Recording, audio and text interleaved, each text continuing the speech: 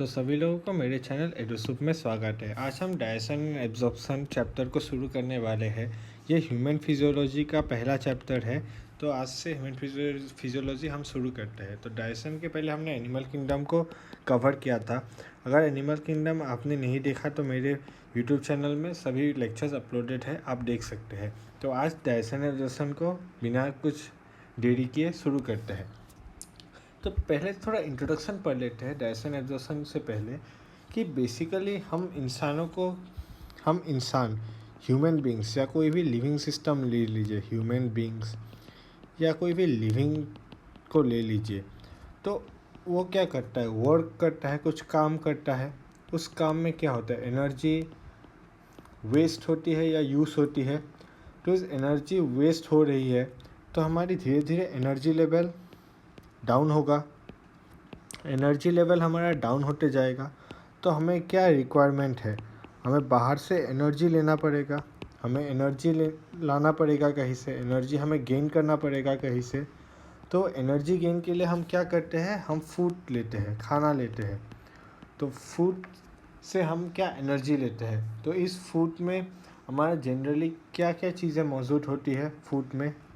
तो फूड में क्या क्या मौजूद होती है, मेनली कार्बोहाइड्रेट होती है, फैट एंड प्रोटीन बोल सकते हैं।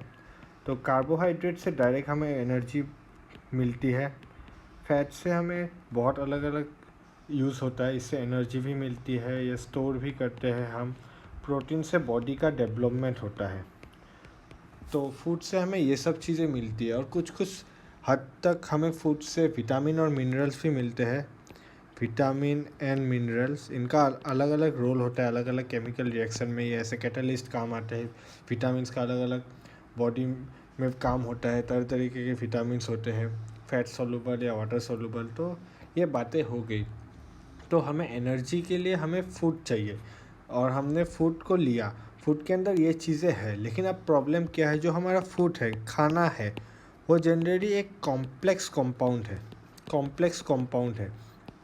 अब आप खाने को देखिए तो हम जो ब्रेड खाते हैं वो डायरेक्ट तो कार्बोहाइड्रेट नहीं है, वो कार्बोहाइड्रेट का कोई कॉम्प्लेक्स फॉर्म है। तो हमारा जो खाना हम लेते हैं वो कोई कॉम्प्लेक्स कंपाउंड है। अब प्रॉब्लम क्या है, ये कॉम्प्लेक्स कंपाउंड को हमारी बॉडी डायरेक्टली एब्जॉर्ब नहीं कर सकती, डायरेक्टली इसको एब्जॉर्ब हमारी बॉडी नहीं कर सकती। तो रिक्वायरमेंट क्या आ गया, इस फूड को डाइजेस्ट करके क्या क्या बनाना, स्मॉलर कंपोनेंट्स में तोड़ देना। तो जैसे ही हम स्मॉलर कंपोनेंट्स में तोड़ देंगे तो क्या होता है, स्मॉलर कंपोनेंट्स को बॉडी आराम से एब्जॉर्ब कर सकता है और अलग अलग एनर्जी यूटिलाइज कर सकता है। तो डाइजेशन की क्यों ज़रूरत पड़ी, क्योंकि हमें फूड को एक जो कॉम्प्लेक्स कंपाउंड है उसको तोड़ के डाइजेस्ट करके हमें स्मॉलर कंपोनेंट्स बनाने पड़ेंगे जो एब्जॉर्बेबल फॉर्म्स हो, जिनको हम एब्जॉर्ब कर सकें। हम अब प्रोटीन को एब्जॉर्ब नहीं कर सकते, लेकिन हम एमाइनो एसिड्स को ज़रूर एब्जॉर्ब कर सकते हैं।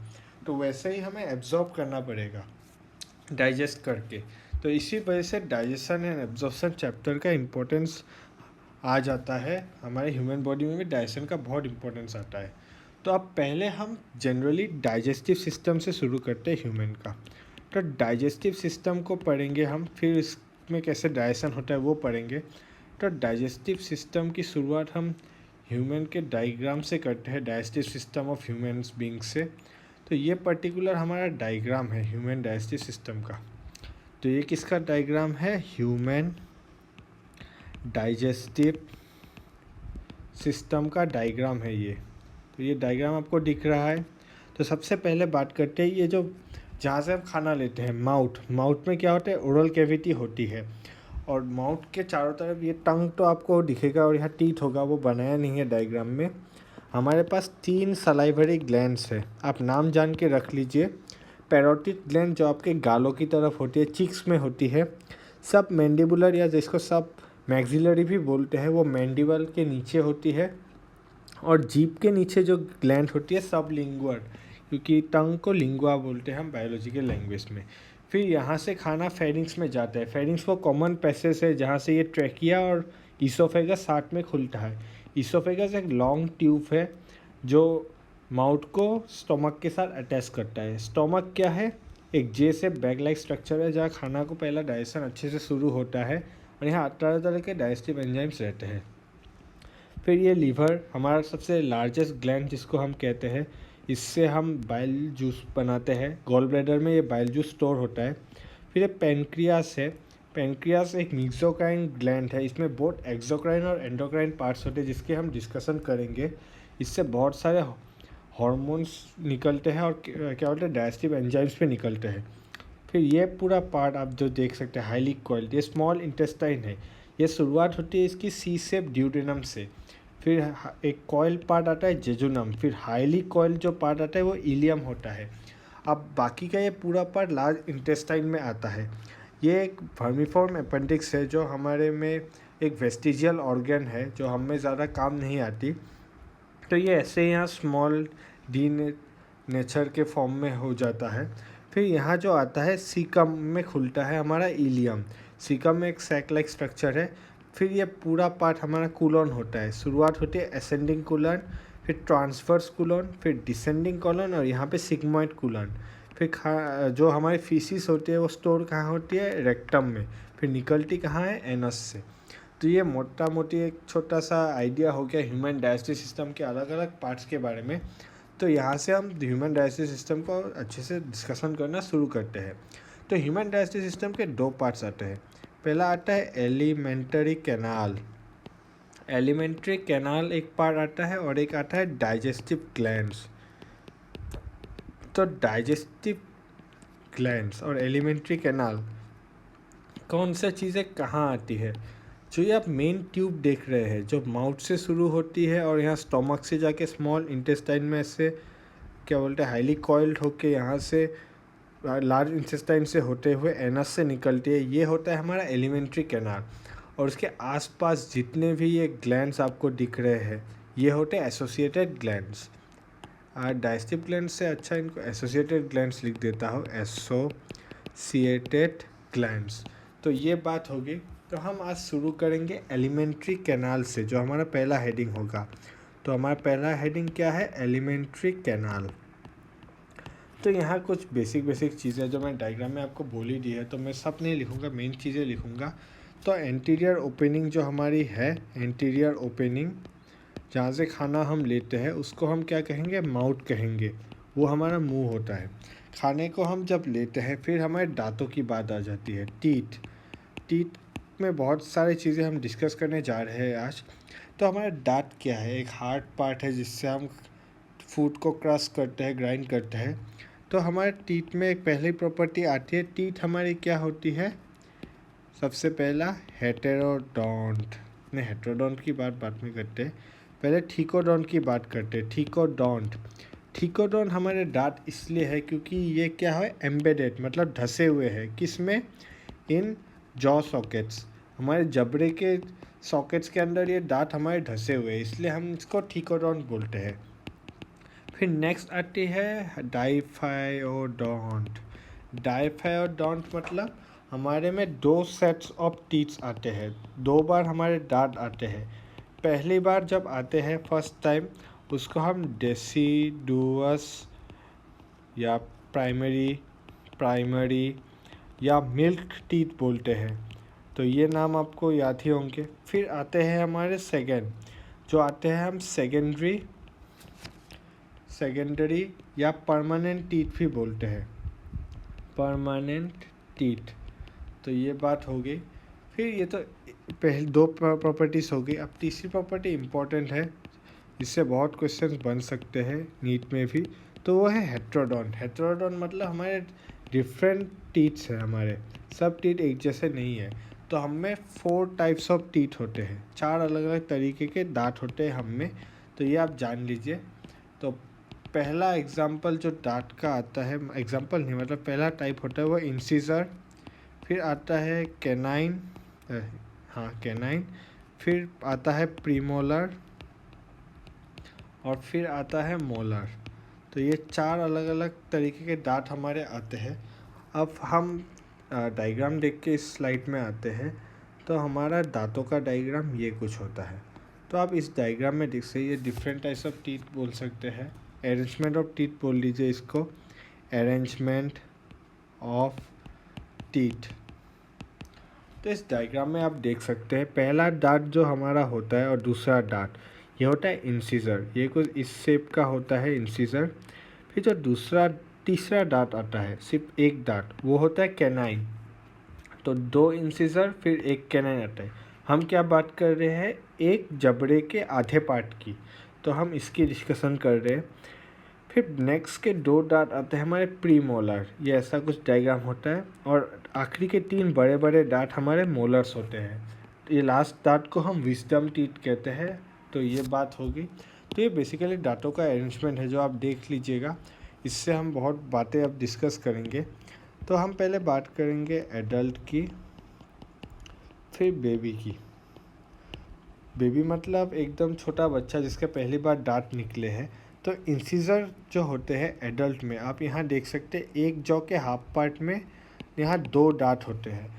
तो ऐसे ही हमारे एक जॉ में 4 इंसिजर होंगे और 2 जबड़े हैं, तो हमारे 8 इंसिजर होंगे। बेबी के भी 8 ही इंसिजर होते हैं। कैनाइन हमारे 4 होते हैं, बड़ों में भी, बेबी में भी 4 होते हैं।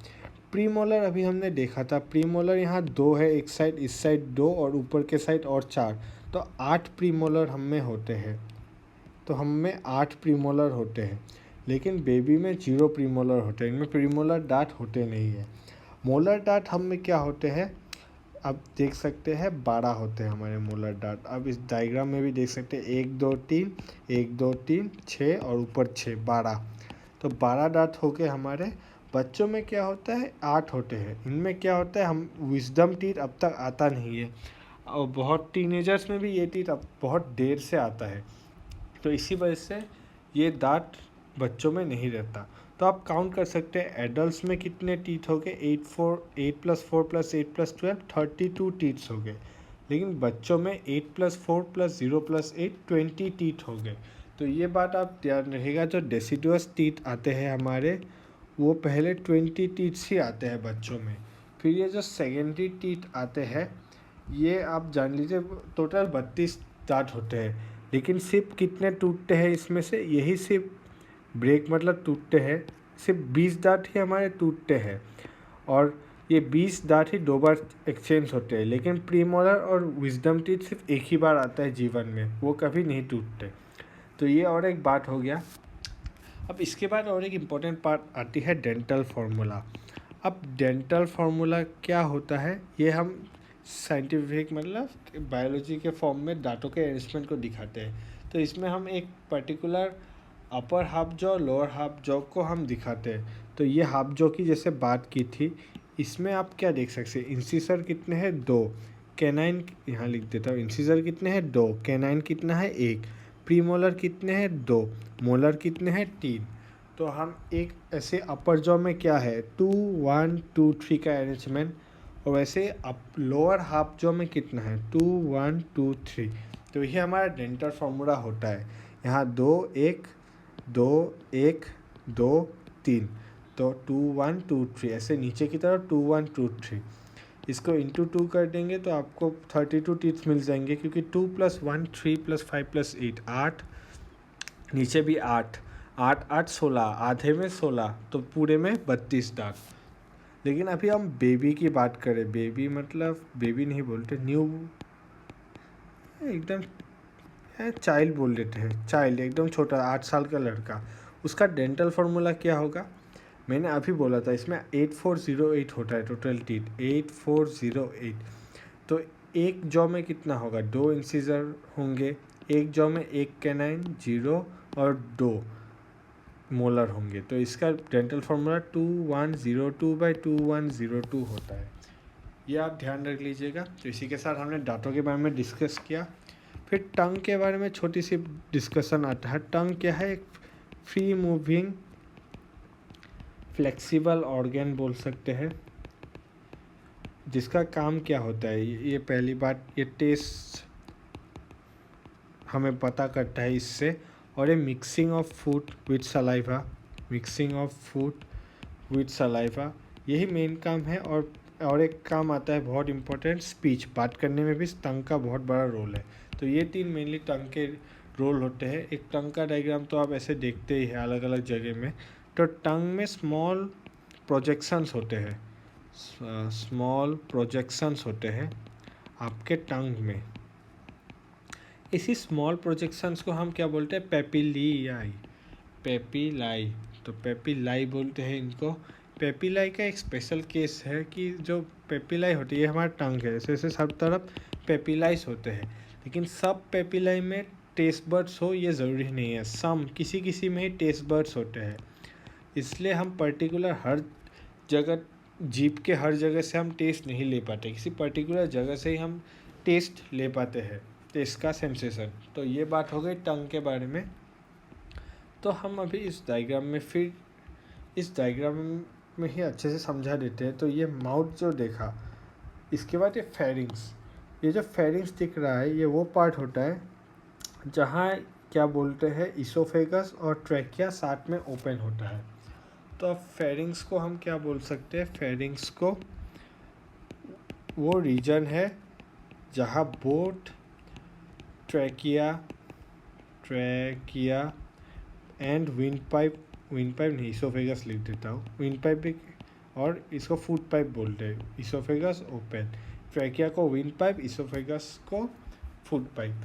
तो ये पर्टिकुलर एरिया में आप एक इम्पॉर्टेंट बात सुन लीजिए। तो ये हमारा समझिए, ये है हमारा विंड पाइप और ये है हमारा फूड पाइप। तो ये है ट्रैकिया, ये है इसोफेगस। अब ये पर्टिकुलर एरिया जो है, थोड़ा सा शिफ्टिंग कर देता हूँ इस पूरे चीज़ को नीचे। हाँ, पर्टिकुलर ये हमारा है फेरिंग्स। अब ये कोई यहाँ से खाना आया, ये हमारा फूड, थोड़ा बड़ा हो गया, थोड़ा छोटा सा कर देता हूँ, ये है हमारा फूड। तो अब ये खाना जो है पर्टिकुलर क्या केस हो सकता है? जनरली तो ये इसोफेगस में जाएगा, लेकिन ये खाना तो इस पाइप में भी जा सकता है। विंड हमारे ट्रैकिया विंड पाइप में चला गया तो ये बाद में लंग्स में चला जाएगा खाना, हमें दिक्कत आएगी इंसान को। तो यहाँ पहले से ही क्या बना होता है? एक कार्टिलेजिनस का ढक्कन, फ्लैप लगा होता है। कार्टिलेज का बना हुआ फ्लैप, ढक्कन होता है। इसी कार्टिलेजिनस वाले ढक्कन को हम क्या बोलते हैं? एपिग्लॉटिस। क्योंकि ट्रैकिया के ओपनिंग को हम ग्लॉटिस कहते हैं, तो इसके ऊपर एपिग्लॉटिस। तो ये बात आपको ध्यान में रखनी है, एपिग्लॉटिस क्या होता है। फिर आज स्टोमक को पढ़ के इस आज के लेक्चर को ख़त्म कर देते हैं। तो स्टोमक के बारे में हम पढ़ लेते हैं। तो हमारा स्टोमक क्या होता है? स्टोमक जो होता है हमारा जे शेप्ड ऑर्गन होता है, जे शेप बैक लाइक ऑर्गन। तो ये हो गया स्टोमक के बारे में। स्टोमक का डायग्राम आप देख लीजिए, ये स्टोमक है हमारा। तो आप इसमें अलग अलग रीजन्स देखेंगे। ये इसोफेगस ओपन हुआ स्टोमक में, तो यहाँ एक पर्टिकुलर चीज़ नहीं लिखी है, मैं लिख देता हूँ। हाँ, तो अभी स्टोमक का डायग्राम पूरा हो गया। अब यहाँ और एक दो लेवलिंग बाद में करूँगा, पहले समझा देता हूँ। तो स्टोमक के बेसिकली 4 पार्ट होते हैं। सबसे ऊपर वाला जो रीजन होता है वो फंडिक या फंडस कहते हैं। फिर जहाँ इसोफेगस खुलता है उस रीजन को कार्डियक बोलते हैं। फिर जो मेन बॉडी होती है, एक सेकेंड, ये डायग्राम थोड़ा हिल गया।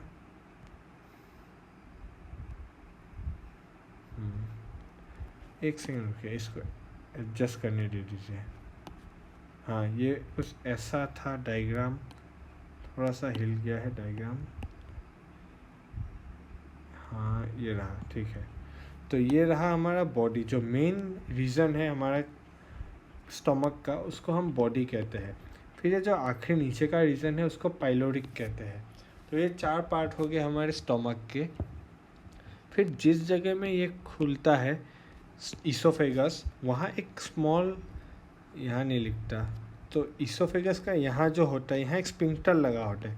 अब स्पिंक्टर क्या होता है? ये एक बेसिकली एक ढक्कन टाइप का होता है जो खुल जाता है ताकि खाना या जो फूड है जो इस साइड से इस साइड जा सके। और एक इम्पोर्टेंट बात मैं बताता हूँ, जो माउथ के बाद जो फूड आता है यहाँ, इसको हम बोलस कहते हैं। तो ये बोलस जब यहाँ आएगा, फिर ये इस स्पिंक्टर के थ्रू अंदर जाएगा। बाद में स्पिंक्टर बंद हो जाता है ताकि ये जो खाना है वो वापस इसोफेगस में ना चला जाए। तो ये बात होगी स्पिंक्टर के बारे में। तो इस स्पिंक्टर को क्या नाम देते हैं, एक क्या कहाँ है, स्टमक, जिसको हम गैस्ट्रिक टर्म देते हैं, और इसोफेगस। तो gastro oesophageal sphincter, gastro oesophageal sphincter कहते हैं हम इसको। फिर यहाँ और एक स्पिंक्टर लगा होता है जो हमारे स्मॉल इंटेस्टाइन का पहला पार्ट है, सी शेप ड्यूडेनम और पाइलोरिक पार्ट के बीच में।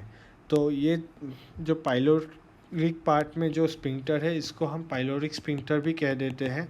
ये खाना का फ्लो को एडजस्ट करता है स्टमक से स्मॉल इंटेस्टाइन में जाने के लिए। अब ये मेन बात हो गई पूरे स्टमक के बारे में। अब हम आज के लेक्चर को यहीं पे समाप्त करते हैं। आज हमने अच्छा खासा टॉपिक कवर कर लिया ह्यूमन डाइजेस्टिव सिस्टम के बारे में। तो हम इसको नेक्स्ट लेक्चर में कंटिन्यू करेंगे, जहाँ थोड़ा थोड़ा basic description of small intestine और लार्ज इंटेस्टाइन का ले लेंगे। फिर चारों अलग अलग जो एलिमेंट्री कैनाल के लेयर्स है, सेरोसा, मस्कुलरिस, सबम्यूकोसा, म्यूकोसा, उसके बारे में डिस्कस करेंगे। फिर इतने में हमारा लगभग बेसिक स्ट्रक्चर कंप्लीट हो जाएगा पूरे एलिमेंट्री कैनाल का।